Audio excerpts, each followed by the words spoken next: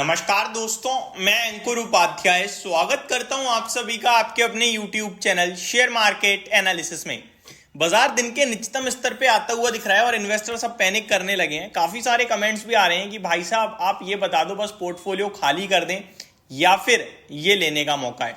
देखिए, जब आप सभी के साथ लास्ट फ्राइडे को वीडियो शेयर करी थी तो आप लोगों ने ट्रोल किया था कि बाजार गिरेगा नहीं, बिना बात के डराते हो।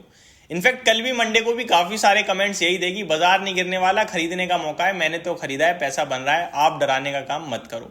जब आज बाजार में दोबारा से सेल ऑफ आ रहा है, इक्विटी मार्केट में पिटाई पड़ रही है, पोर्टफोलियो भारी नुकसान में आ रही है, तो अब लोग कमेंट कर रहे हैं कि क्या बेच दें। बेचने के बारे में यहाँ पे क्लियर कट मेरा जो व्यू बन रहा है वो ये है कि बेचना नहीं चाहिए। आपको बेचना किस पर्पज से है मैं आपको बता दूं। ये इजराइल और ईरान से ज्यादा जो सेलिंग आएगी ना, वो इस वजह से आएगी क्योंकि सेंटीमेंट्स बिगड़ेंगे। भारतीय बाजार में इस समय इतना पैसा लगा हुआ है रिटेल इन्वेस्टर का कि अगर उनको डर लगा और उन्होंने सेलिंग करी तो इससे दो बड़ी चीजें हो जाएंगी। एक तो बाइंग खत्म होने की वजह से शेयर के प्राइसेस ऊपर जा ही नहीं पाएंगे, और दूसरा जो होगा सेलिंग, और उनकी सेलिंग को कोई एब्जॉर्ब नहीं कर सकता इस समय क्योंकि उनका इतना बड़ा पैसा लगा है। FII DII सब छोटे हैं इस समय रिटेल इन्वेस्टर के आगे। तो जब तक वो शांति से बैठा हुआ है, जब तक वो एक स्मार्ट इन्वेस्टर बना हुआ है कि नहीं पैसा आज नहीं बन रहा लेकिन 2 दिन बाद फिर बाजार चलेगा, फिर पैसा बनेगा, तब तक इक्विटी मार्केट ठीक है। लेकिन जब उसका दिमाग फिर गया तो फिर बहुत कुछ हो सकता है। तो ऐसे में आप अपने सेंटीमेंट्स को देखो, आजू बाजू के लोगों के सेंटीमेंट्स को देखो, और वही आपको सही डायरेक्शन दे पाएंगे। मेरे जैसे वीडियो क्रिएटर्स या मैं सिर्फ आपको ऊपर से अपना व्यू समझा पाऊंगा, जो अपना व्यू दिख रहा है, जो मेरे सेंटीमेंट दिख रहे हैं। बाकी इस समय मार्केट में पैसा बन नहीं रहा है, ये मैं 2024 के शुरुआत से ही कह रहा हूं। अपने पास कैश रखें, बाजार बीच बीच में दोबारा लाइफ हाई लगाएगा इंडेक्स लेवल पे, लेकिन आपका पैसा नहीं बनेगा। अगर आपको इक्विटी मार्केट में रहना भी है तो कुछ सेफ प्लेसेस में रहिए। सेफ प्लेसेस क्या है? इंडेक्स है आपका, ETF में पैसा लगा लो इंडेक्स के, इससे पैसा भी लग जाएगा मार्केट में, दिक्कत भी नहीं आएगी। इंडेक्स आज भी कितना नीचे है लाइफ हाई से? 2-2.5% नीचे। नुकसान होगा तो कितना? 2-2.5% का। वापस रिकवरी के चांसेस 100% है। स्टॉक में ले लिया, कहीं फंस गए तो दिक्कत ज्यादा बड़ी है। इनकेस मार्केट में इंडेक्स 10% चला गया तो आपका लॉस होगा 10%, लेकिन स्टॉक 30-30, 40-40% सस्ते मिलेंगे। इंडेक्स में लॉस बुक करके वहां पैसा लगा सकते हो।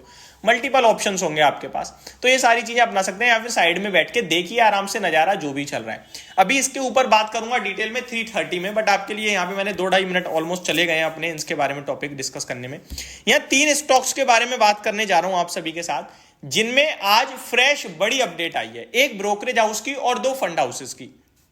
पहले स्टॉक का नाम है ब्रोकरेज हाउसेस की तरफ से अपग्रेड किया गया है, सेंटीमेंट्स पॉजिटिव दिए गए हैं, आउटलुक पॉजिटिव दिया गया है, और ये स्टॉक एक मल्टीबैगर स्टॉक रहा है बीते कुछ समय में।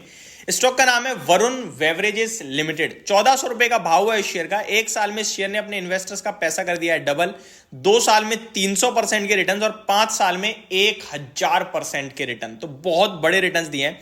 ब्रोकरेज हाउसेस बुलिश होते हुए दिख रहे हैं और इस स्टॉक पे 1701 रुपए का टारगेट दिया है ब्रोकरेज हाउस का आज आया है। उन्होंने कहा है कि डिमांड बढ़ेगी, गर्मी आ रही है और कोल्ड ड्रिंक्स वगैरह की डिमांड बढ़ेगी, कंपनी एक्सपेंड कर रही है, कुछ नए ड्रिंक्स भी लाने की तैयारी में कंपनी। ये सारी चीजें देखते हुए ब्रोकरेज हाउसेस को ये स्टॉक पसंद आ रहा है। टेक्निकल टर्म्स में ठीक है, लेकिन वैल्यूएशन टर्म्स में मुझे कंफर्ट नहीं आता है। मतलब FMCG है, कोल्ड ड्रिंक्स हैं, ड्रिंक्स हैं, माना अच्छा है भाई, आपका लॉन्ग लास्टिंग प्रोडक्ट है, चलने वाली चीज है, ग्रोथ भी अच्छी है, लेकिन 90 के PE पे जस्टिफाइड नहीं लगता है।